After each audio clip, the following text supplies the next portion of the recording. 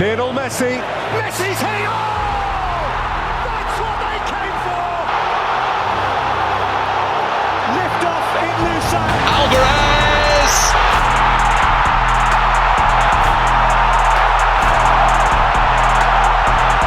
Angel Di Maria! Glorious goal!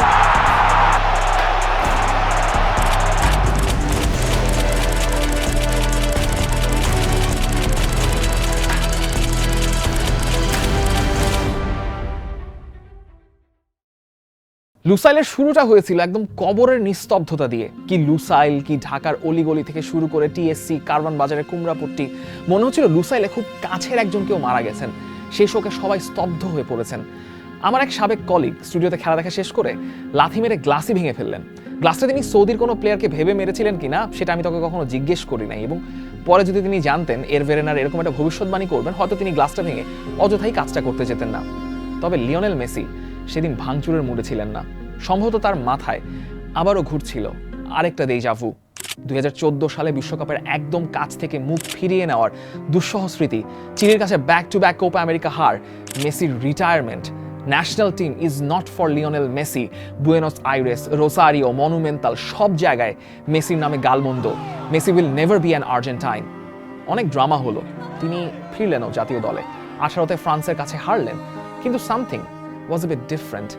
Messi সম্ভবত দীর্ঘদিন ছিলেন বার্সেলোনার মেসি, কিন্তু সেই মেসি ঠিক কখন আর্জেন্টিনার মেসি হয়ে গেছেন সেটা আপনি হয়তো মনে করতে পারবেন কোপা আমেরিকার ফাইনালের আগে মারাকানার ড্রেসিং রুমে মেসির স্পিচটা শুনে।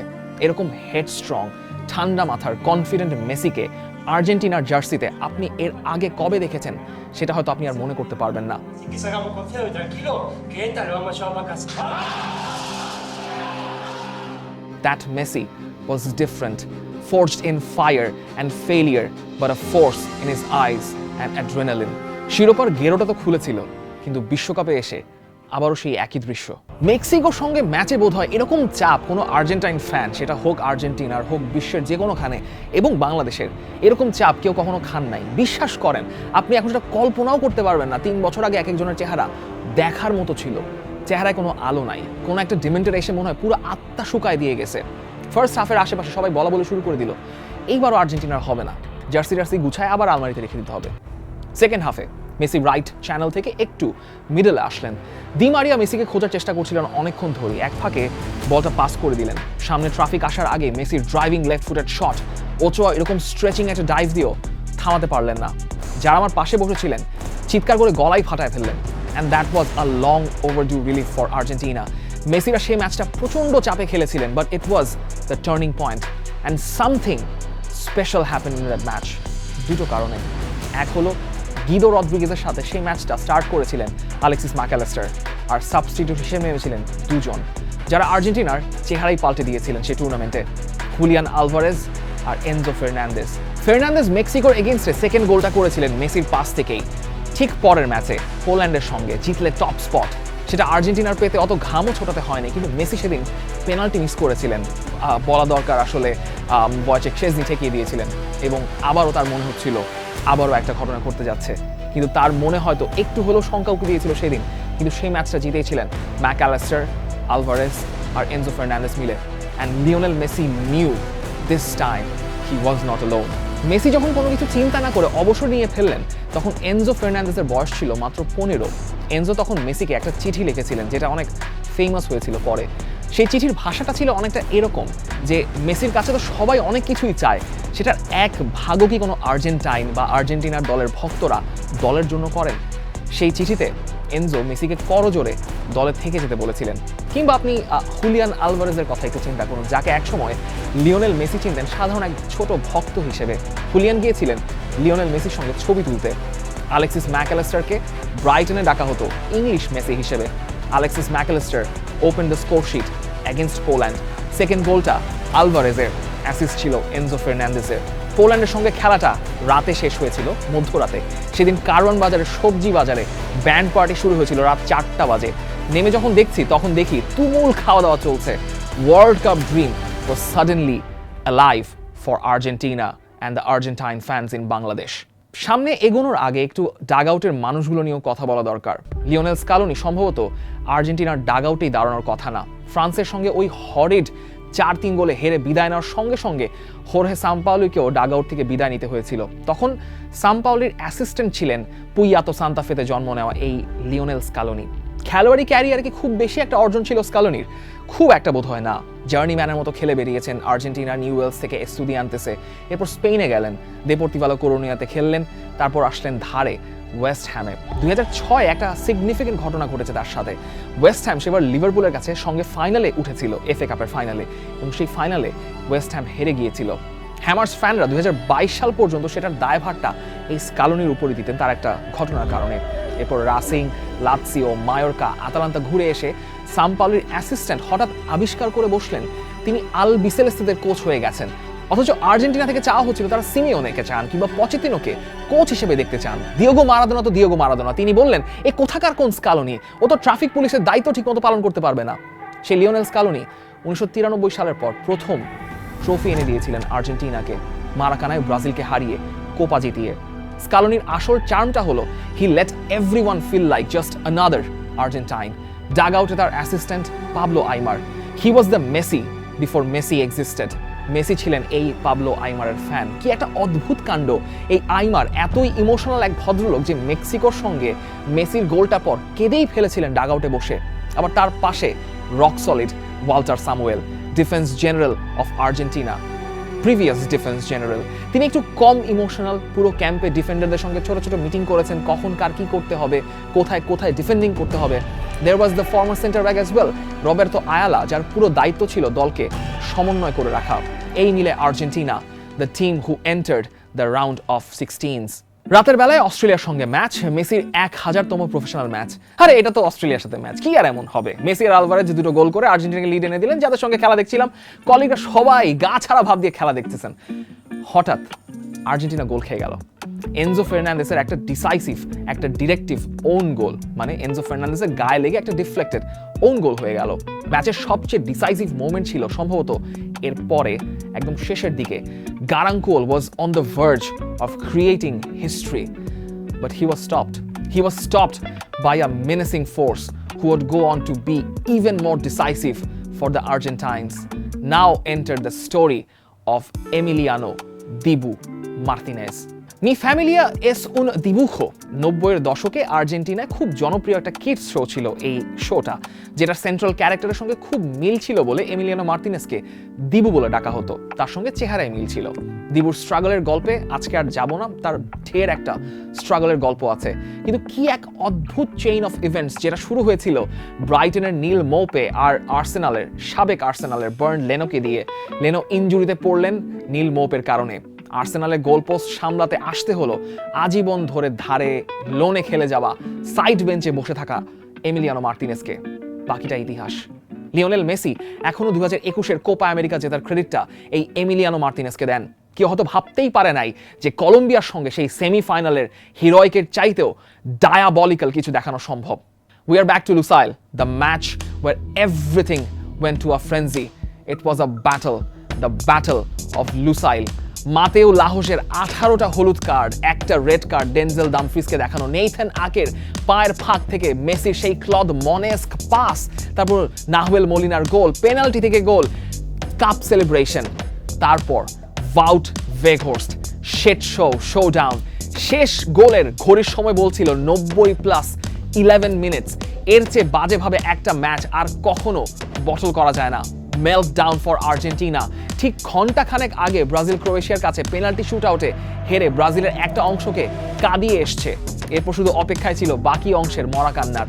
আমার এক কলিগ চোখের পানি সামলানোর চেষ্টা করলেও সেটা কোনোভাবে আর আটকানো যায়নি। The last act, and it was all Emiliano Martinez. Van Dijk, বার্গহাউজের সেভ, তার শিট হাউজেরই লাউতারোর শেষ পেনাল্টি কনভার্সনের পর একটা স্বস্তির নিঃশ্বাস। ওই পেনাল্টি কনভার্ট হবার পর কারওয়ান বাজারের নিচে কোত্থেকে জানি টানা হর্ন বাজানো শুরু হয়ে গেল। খুশিতে, আনন্দে নিচে নেমে দেখি সবজি বাজারে আর্জেন্টিনার জার্সি পরে মানুষজন নাচানাচি করছে। বাজারে পাইকারি সবজির অফলোডিং আপাতত বন্ধ ছিল। এক ভদ্রলোক তো মিষ্টি নিয়ে আসলেন, তখন আমার সাবেক কলিগের সঙ্গে লাইভ করছি। মানে এসব অভিজ্ঞতা আসলে ভাষায় বলে বোঝানো যাবে না। এই 3 বছর পরও everything feels like a fever dream, and the rest. Cámara, bobo. Croatia was the best collective game that Argentina played in that tournament. No mistakes, no nothing, absolute ruthlessness. Messiর penalty, Alvarezের brace আর লাস্টের গোলে মেসির সেই ruthless dribble থেকে cutback. Argentina আবারও ফাইনালে 2014 সালের হৃদয় ভঙ্গের পর back in Lusail, back against France. Lionel Messi versus Kylian Mbappe, সেই ম্যাচে রীতিমতো গ্যাম্বল করলেন স্কালোনি। লিওনেল মেসির সবচেয়ে closest compatriot was back in the squad, the one who couldn't play in the 2014 final. Di Maria বলেছিলেন তাকে সবচেয়ে powerful injection দিয়ে হলেও যেন ফাইনালে 2014 ফাইনালে তাকে মাঠে নামানো হয়, কিন্তু আর্জেন্টিনার ফিজিও রাজি হন নাই। ডাগ আউট থেকে বসে বসে মারিও গোটজিয়ার গোলের পর দি মারিয়া কেঁদেছিলেন। মেসি হয়তো এখন আর ওই টানা তিনটা ফাইনাল হারার ক্ষতটা অত যন্ত্রণা পান না, কিন্তু দি মারিয়া এই 2025 সালে এসেও সে যন্ত্রণাটা ভোলেননি, এখনো তাকে মেডিকেশন নিতে হয়। That the Maria, the guy from Rosario central, so close to Argentina's heart, won the penalty for Messi and scored from a brilliant combination play. The man who was born to play in finals and score. কিন্তু কি অদ্ভুত একটা ব্যাপার, 2014 আবারও ফিরে এসেছিল দি মারিয়ার জন্য। He was down crying again. তিনি কাঁদছিলেন যখন কিলিয়ান এমবাপে তার হ্যাটট্রিকটা কমপ্লিট করলেন। Di Maria was crying like a baby in the dugout. Argentina bottled it. ঠিক 2 মিনিটের মাথায় 2-0 গোলে লিড হয়ে গেল 2-2। এক্সট্রা টাইমের সেকেন্ড হাফে মেসির আরেকটা গোল, কম্পিটিশনের সপ্তম, সাথে 3টা অ্যাসিস্ট। তারপরও এমবাপের গোলে আবারও চারপাশে কান্নার রোল। 10 তলার নিচে আসলেই চিৎকারের শব্দ পাচ্ছিলাম তখন অফিসে। It was going to end in another heartbreak again. Then আবারও আরেকটা মুহূর্ত সব কিছু স্তব্ধ হয়ে গেল। কোলোমুয়ানি শট, কিভাবে যেন ওই বাঁ পাটা স্ট্রেচ করে সেটা আটকে দিলেন এমিলিয়ানো মার্টিনেস। মানে কিভাবে সেটা তিনিও কি জানেন? লাউতারো শেষ মুহূর্তে চেষ্টা করলেও গোলটা করতে পারলেন না। And we are into the penalty shoot out, the sufferings prolonged.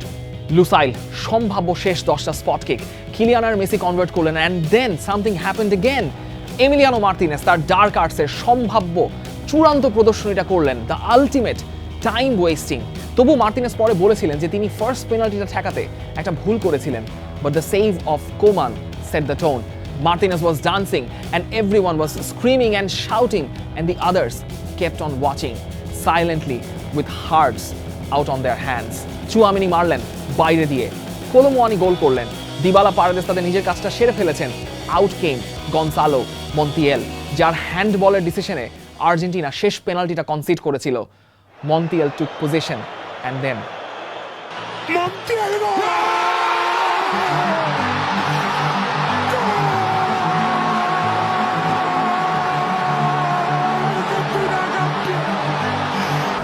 অদ্ভুত, অবিশ্বাস্য। It's Argentina, kings of football for the third time.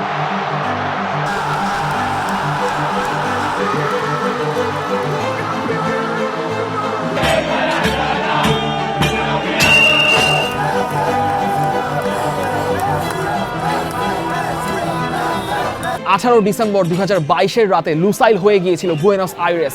Lusail নেমে এসেছিল শাহবাগ, কারওয়ান বাজারে, টিএসসি থেকে রংপুর, কক্সবাজারে। আর্জেন্টিনা আর the world champions once again. নিচে নেমে দেখি সার্ক ফোয়ারার সামনে ট্রাকে ট্রাকে বিজয় মিছিল নেমেছে, সবাই দিশেহারা, কে কিভাবে নিজেদের আনন্দ প্রকাশ করবে কোনো কুল কিনারা করে পাচ্ছে না কোনো। ঢাকার সর্বত্র তখন মিছিল চলছে, রাত কয়টা বাজে কারো কোনো ভ্রুক্ষেপ নেই। একপাশে প্যান্ডেল টানিয়ে স্পিকারে গান বাজছে, সেলিব্রেটরি গান, আর ট্রাক স্ট্যান্ডের পাশে সবাই নাচছে জার্সি খুলে যে যার মতো। অফিসের প্রত্যেকটা ফ্লোরে মানুষ আর্জেন্টিনার ভক্ত নন, কোনো ভেদাভেদ নেই। টেলিভিশন, মিডিয়া, লাইভে, টিএসসিতে পুরো একটা শহর হাজার হাজার মাইল দূরের একটা দেশের বিশ্বকাপ জয়ের আনন্দে মাতোয়ারা হয়ে গেল সে ভোর রাতে। মেসি সেদিন বিস্ত পরে ট্রফিটা উঁচিয়ে ধরলেন, যেন ফুটবল স্বর্গের শেষ সিঁড়িটা পার করে ফেললেন সেদিন। Argentina, Lionel Messi, Lionel Scaloni shook hands with paradise that day and we all witnessed that greatness. যে রাত কখনো শেষ হয়নি, যে রাত আসলেই কখনো শেষ হয় না। মেসি এরপর শুধু বলেছিলেন তিনি অনুভব করতে পেরেছিলেন যে খোদ ঈশ্বর হয়তো চেয়েছিলেন যে তারা আবার বিশ্ব চ্যাম্পিয়ন হবেন, তার আশীর্বাদে সেই ট্রফিটা তার হাতে উঠবে। তিনি বিশ্বাসটা রেখেছিলেন। পথে নানা বাধা বিপত্তি এসেছিল, তারা চরম ভুগেছেন, যেটাকে সোজা ইংরেজিতে বলে সাফারিং। ফুটবলের সঙ্গে সাফারিং শব্দটা খুব ভালো মতো যায় যে সাফারিংয়ে বুভুক্ষের মতো একটা দেশ কিংবা একটা ক্লাব একটা ট্রফির আশায় সারা জীবন পার করে দেয়। কেউ হয়তো সেই ট্রফিটা পর্যন্ত দেখেও যেতে পারেন না, পাড়ি দেন না ফেরার দেশে। সেই সাফারিংটা একটা মানুষের যাপনের অংশ হয়ে দাঁড়ায়। তিনি ভাবেন হয়তো এই সাফারিং তার জীবনের অনন্ত সঙ্গী, কিন্তু একটা বিশ্বাস ঈশ্বরের প্রতি কিংবা নিজের সামর্থ্যের প্রতি সব কিছু পাল্টে দেয়। আর্জেন্টিনার হাতে একটা বিশ্বকাপ নেমে আসে আর বাংলাদেশের অসংখ্য মানুষ একটা স্বপ্ন সত্যি হওয়ার তীব্র আনন্দে ডুবে যায়। অন্যদের কাছে লুসাইল একটা সুন্দর বাগানের মতো, আমাদের কাছে যে বাগানের শুরুটা ছিল কবরের নিস্তব্ধতা, যে বাগান প্রতিটা ফুটবল ভক্তের মনে সুন্দর করে রাঙানো আর সাজানো, সেটা সাজানো থাকবে আজীবন। এই 18 ডিসেম্বর, শেষ 18 ডিসেম্বর একদিক দিয়ে, কারণ পরের 18 ডিসেম্বর আগেই আসবে জুলাইয়ের 20 তারিখ, হয়তো নতুন কোনো চ্যাম্পিয়নও আসবে, তাদের নিয়েও বছরের পর বছর স্মৃতি রোমন্থন হবে। কিন্তু তারপরও 2022 কাতার 18 ডিসেম্বরের লুসাইল মানুষের জীবনে একবারই আসে আর থেকে যায় মৃত্যুর আগ পর্যন্ত। To Argentina, to South America, it is the moment that means Argentina, campeón del mundo, champions of the world's greatest game.